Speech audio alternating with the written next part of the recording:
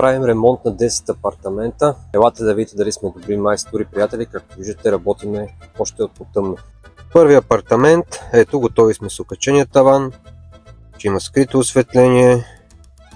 Банята, хидроизолирана, готова за лепене на плочки. Ето и трапезарията. Отново с слайсни за вградено осветление. Втори апартамент в Бояна, в Охър. Имаме още два, между другото, които ще почнем скоро.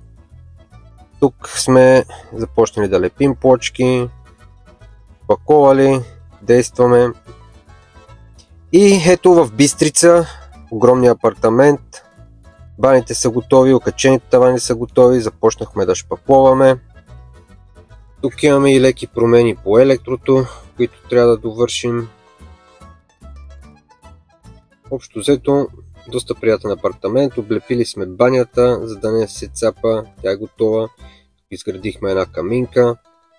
И отиваме към следващия апартамент в лагера. Първия ни в лагера. Имаме два един до друг. Тук сме готови с ВИК-то. Сега предстои да правим промени по ел инсталациите. И ще продължим вече с шпакловки и така нататък. Втория в лагера. Санираме го. Отделно вътре. Машинна мазилка, смяна на ел инсталации, ВИК, тя е панелка, така че ще има много работа тук. При панелките винаги има повече работа, трябва да го знаете.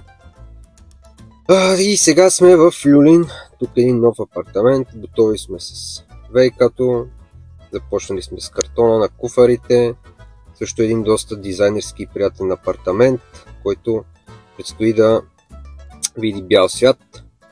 Шпакловаме и отиваме в Връбница, в една нова сграда. Тук много начален етап, започнали сме промените по ВИК-то.